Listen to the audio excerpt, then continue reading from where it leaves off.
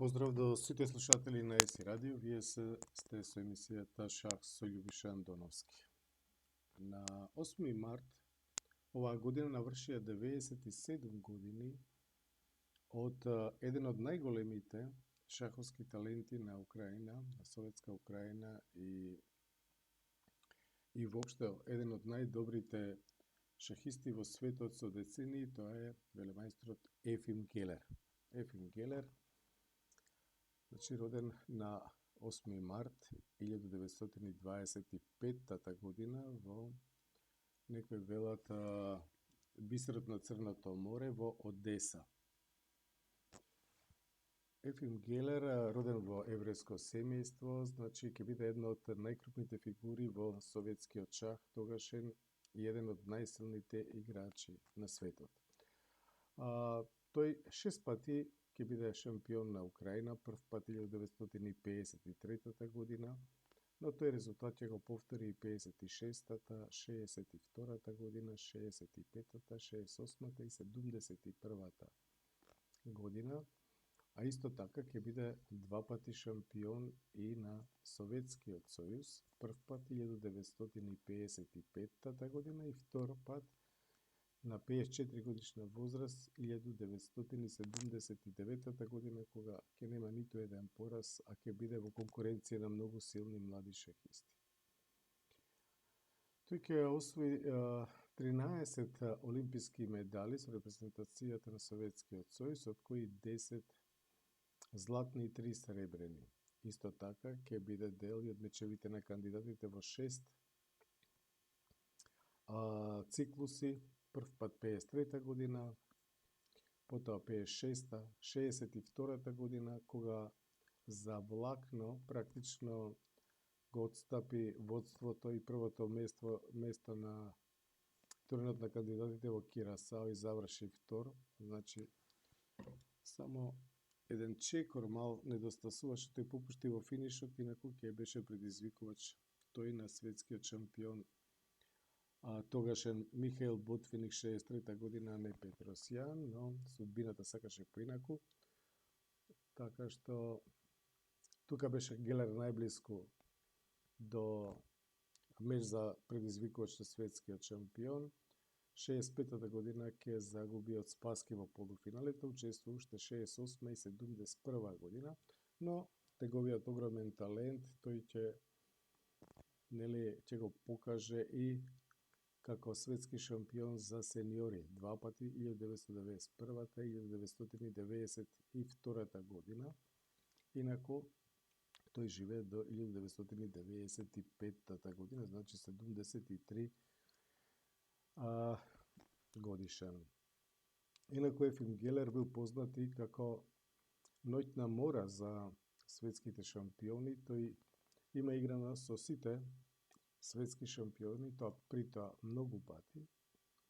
Има практично 181 класична партија со светските шампиони, почнувајќи од Макс Еве, со кој има две партии, 1-1, но со Михаил Ботвиник има играно 12 партии, 4 победи, 1 пораз, 7 реми. Со Михаил Таљ има нерешен скор, по 6 победи, 6 порази, 23 реми. Со Васили Смислов 11 победи, 8 порази и 37 реми партии, значи плюс 3. Со Тигран Петросјан 5 победи, 3 порази и 32 реми партии. Со Борис Спаски има 6 победи, 10 порази и 22 реми. И со Боби Фишер 5 победи, 3 порази и 2 реми. Од Боби Фишер само од Спаски има загубена повеќе партија отколку од Ефим Гелер. Ефим Гелер исто така крупна фигура и како теоретичар. За него Михаил Ботвиник ќе каже дека до Гелер ние кралска индиска одбрана не ја разбиравме на вистински начин, дека неговите идеи и во кралска индиска одбрана со црни фигури, но и во Дамин Гамбит, значи се нешто посебно, со бели фигури исто така, многу моќен репертоар. многу идеи во сицилијанска одбрана, во шпанска партија, но и во речиси сите отварања, кога на меѓузонскиот турнир во Петрополис Бронштайн ќе загуби партија играјќи Алјахинова одбрана и практично ќе загуби без игра, кога некои од колегите го прашале зашто играл таква тешка одбрана како Алјахинова одбрана, а тој рекол, а што да играл против Ефим Гелер кога тој знае се, како да игра. И кога еден Давид Бронштайн така вели, нели? Ефим Гелер исто така им помагал на Тигран Петросјан, на Борис Спаски во мечот Рејкјавик 72 година. Беше практично негов главен секундант. Исто така беше и во тимот на Анатолий Карпов во мечевите против Корчној. Она една сицилијанска партија, варијанта, змаевата варијанта, кога Карпов победи, целата таа идеја токму доаѓа од Ефим Гелер. И многу други одлични идеи, значи, во отварање, но Гелер се разбира дека бил комплетен шахист, тој бил, значи, играл се добро како што треба, иако, значи, се особено познати неговите брилјантни напади. Нели? Токму ќе видиме две такви партии денес, од кои што едната против поранешниот светски шампион Василий Смислов, а втората ќе биде исто така против поранешниот светски шампион Анатолий Карпов. Значи, да одблиску да се запознаеме со дел од огромното и богатото творештво на овој фантастичен украински велемајстор со еврејско потекло, кој што живеел во тогашниот Советски сојуз.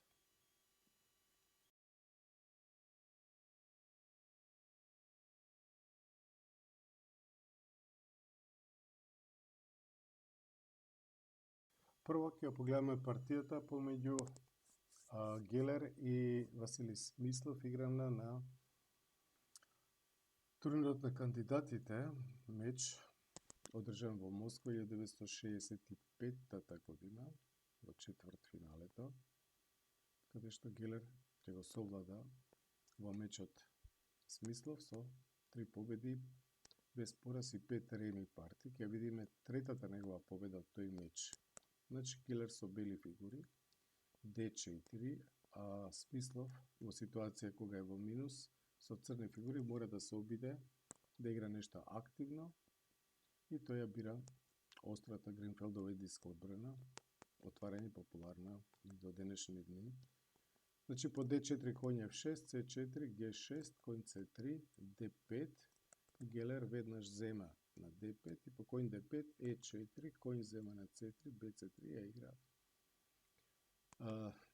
Варијантата, една од најпринципиелните, каде што белиот го има силен центар, но црниот нема слабости во структурата и ќе се обидуваат сите страни да го подкопува тој центар. По BC3, ловец G7, ловец C4, C5, коњ E2, мала рокада и на белиот коњ C6. Гледате, контраиграта е насочена против D4 точката, ловец E3 и сега на ова место црниот има повеќе продолженија. Денес најпопуларно тука продолжението B6, но Смислов го игра токму потегот кој што е негова инвенција, негов прометок, тоа е потегот дама C7, прави место за топот да дојде на D8 и да продолжи притисокот по D линијата. Топ C1, топот оди спроти дамата, топ D8. Тоа е така една критична позиција и би рекол табија во период од 20-25 години. Основна позиција, вака има играно и Фишер против Спаски, но и дузина други парти. Мислам дека прв пат Смислов ова ги играше против Глигорич, некоја година пред оваа партија. По топ D8, F4, едно од најострите продолженија, белиот веднаш започнува напад, особено е чувствителна точката F7, се разбира. Сега, на ова место, може да игра најдобар потек, ќе покаже теоријата дека е прво потекот коња 5. Веднаш да му се постави прашање на силниот белополен ловец на C4 и по евентуално ловец D3, тогаш да одигра црниот E6.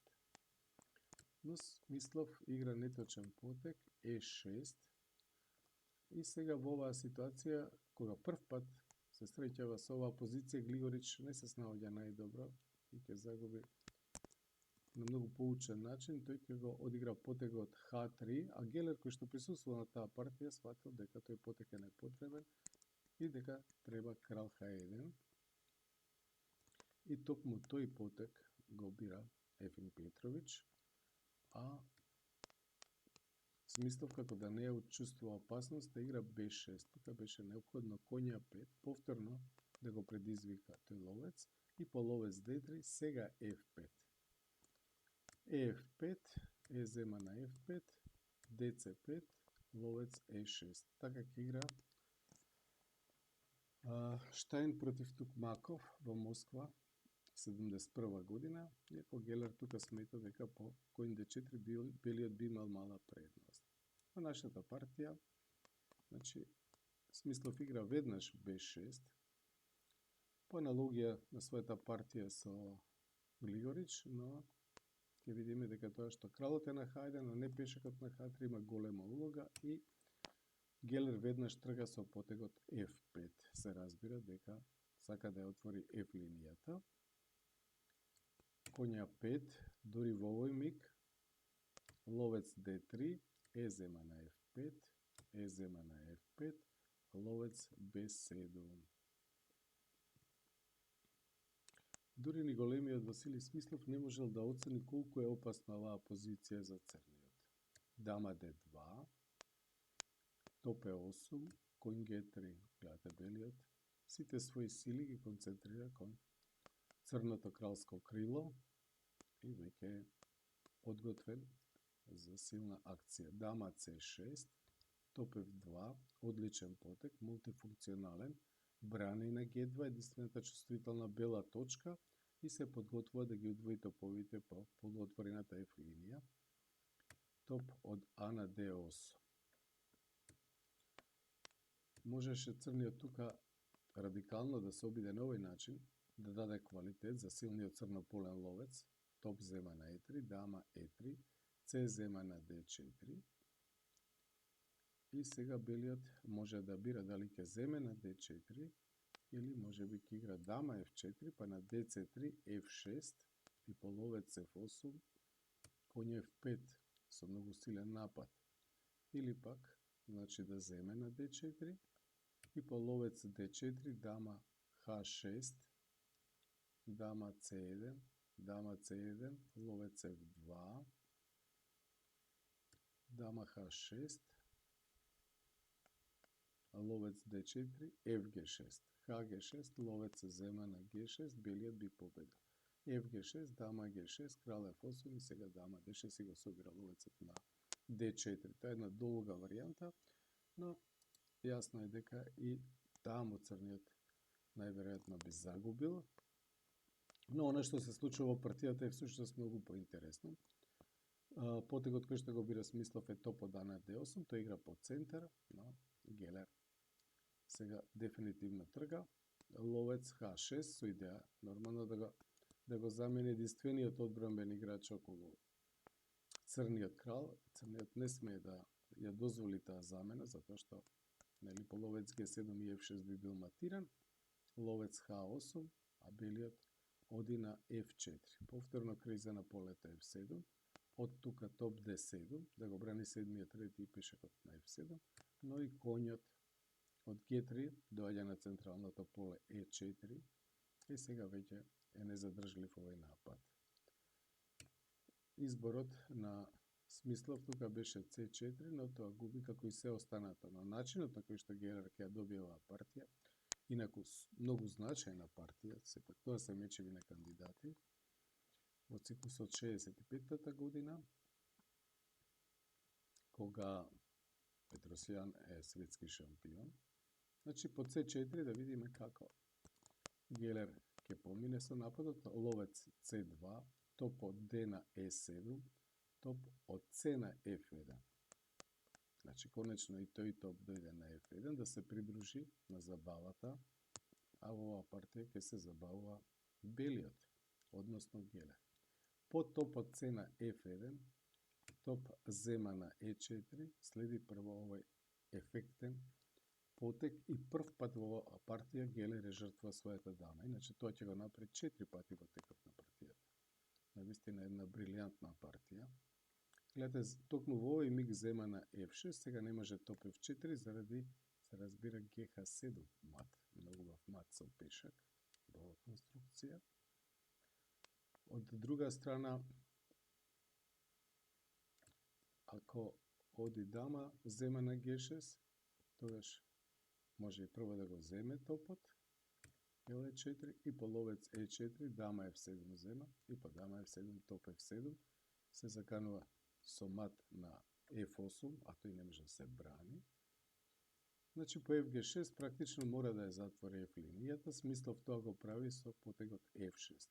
Но сега следи уште еден брилијантен потек, дама G5. Ја остава дамата, ја жртвува во празно. Се разбира, таа не може да биде земена заради мат на F8, но сега белиот се заканува со G7, например, на топот 8 ред на E6, тогаш G7, исто така и со GH7. Дама D7, брани, 7-миот ред, и сега еден извореден тивок потек, крал G1, затоа што единствената мала слабост во таборот на белиот е евентуално основниот ред негов, и тој недостаток, тој го исклучува со потегот крал G1, црниот е онака без помош. Тој практично нема што да прави, игра ловец G7. Сега, топ F6, од еден удар во друг удар и не се знае кој е поубав. Сега, ако ловец F6, тогаш дама F6 се разбира, значи ако го земе квалитетот, дама F6, сака дама F8 и по HG6 дама зема на G6, по крал H8, така ловец G5.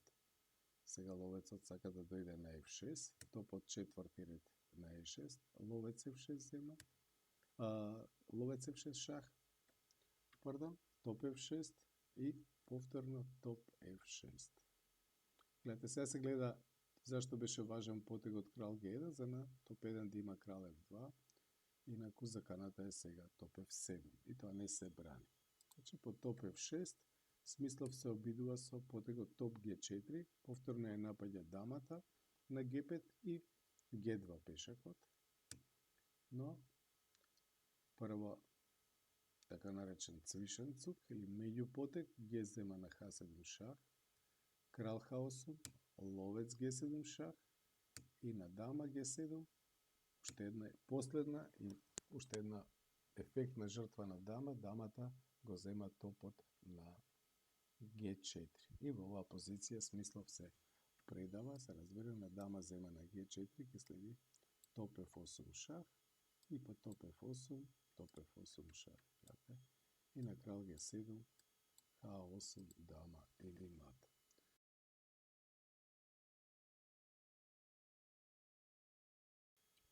Оваа партија е играна на 44-тиот шампионат на Советскиот сојуз 1976 година. Ефим Гелер со бели фигури против Анатоли Карпов. Гелер најчесто се отвараш со потегот E4, макар што има многу прекрасни партии одиграни во затворените системи. А малку невообичаено за Карпов се брани со француска одбрана, инаку Гелер беше долго во тимот на Карпов, тој одлично го познаваше и Карпов сака да го изненади со едно отварање кое што тој инаку исклучително ретко го игра.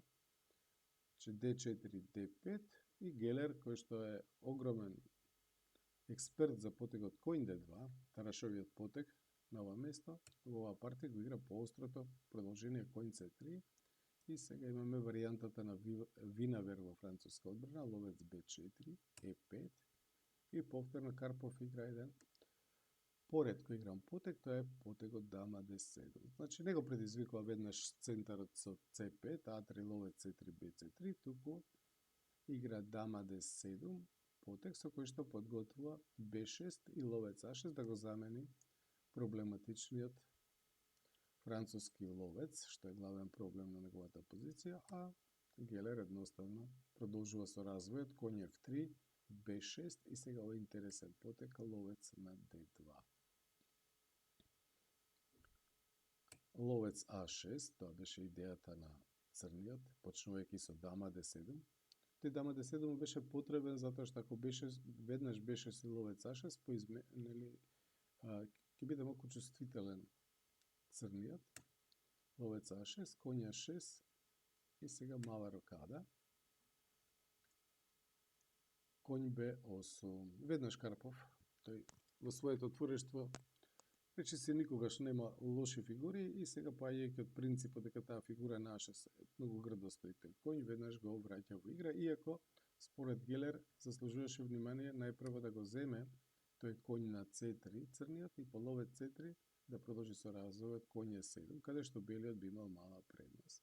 Вака по коњ b8 белиот игра коњ e2 и од стратегиска гледна точка нема му одговара да ги замени црнополните ловци, затоа што пешаците му се на бело.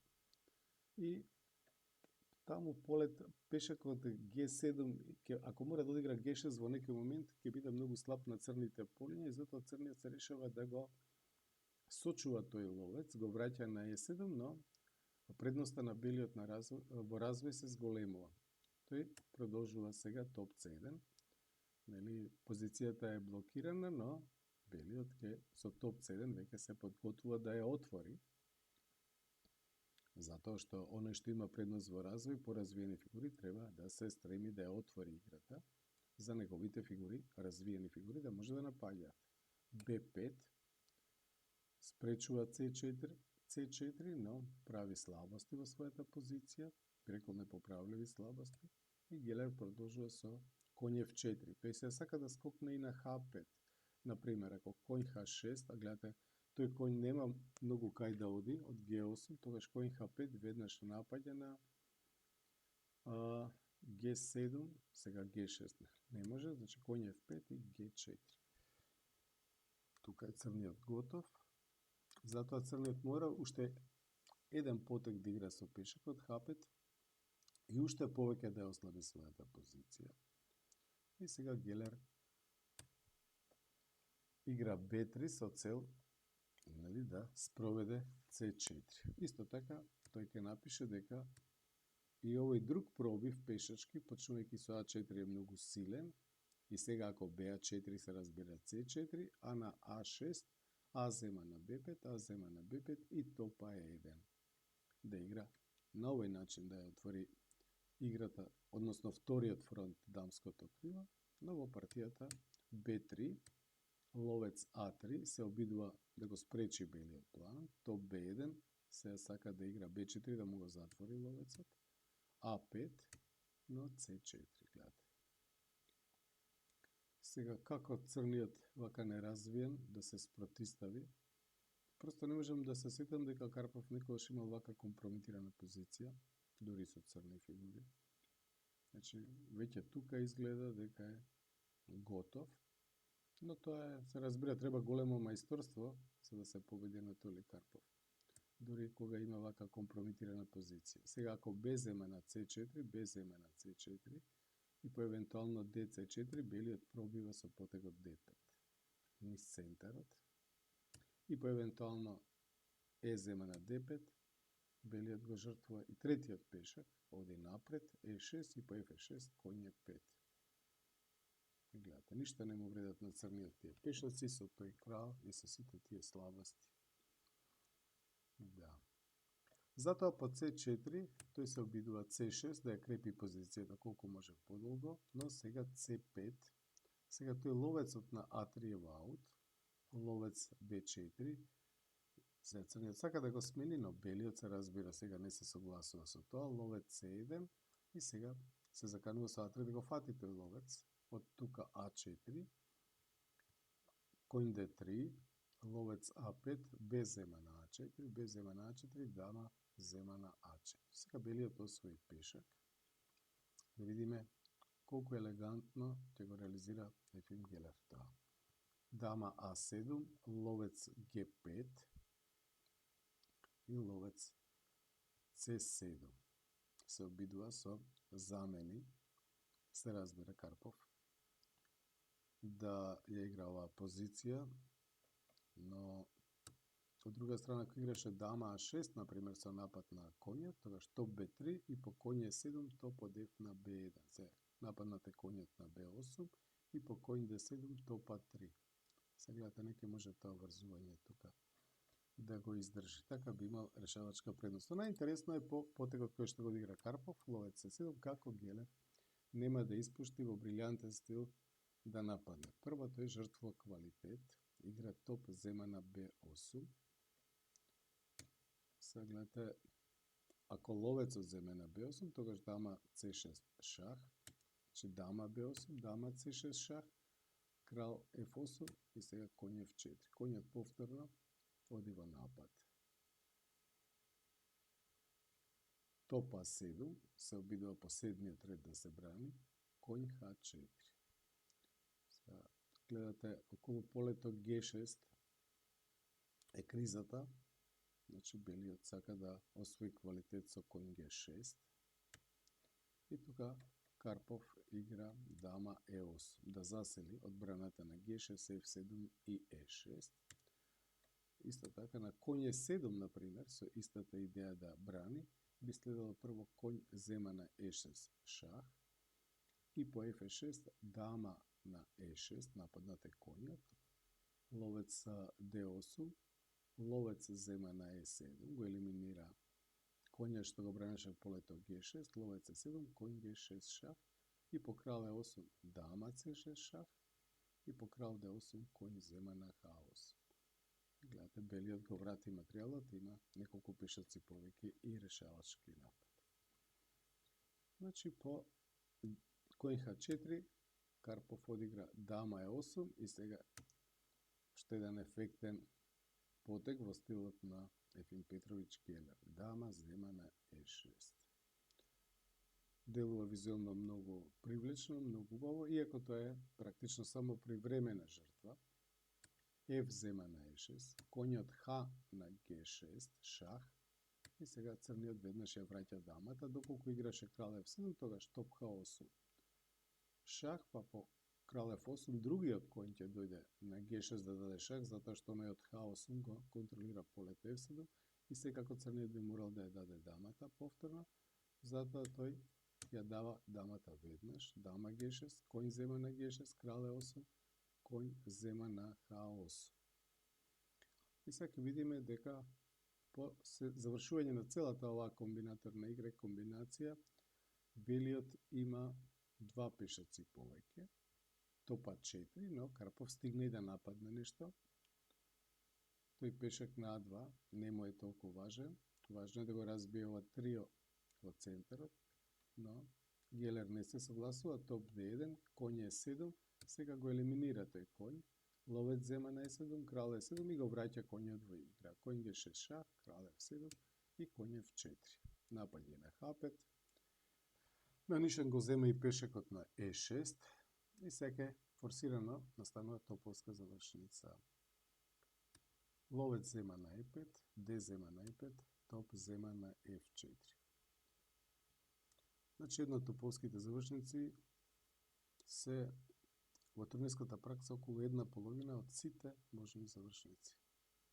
Толку често настануваат и затоа бараат, нели, посебна умешност во играњето, но се и многу интересни за играње. Значи, по топ f4 сега топ c1, топот позади, по сите правила да го подкрепи слободниот пешак. Сега ако топ c4 може да настане замена и крал f1, белиот крал е во квадрат. Затоа крал e8, c6, крал d8, c7, крал c8, ова беше форсирано од страна на црниот и сега g3, темпо, топ a4,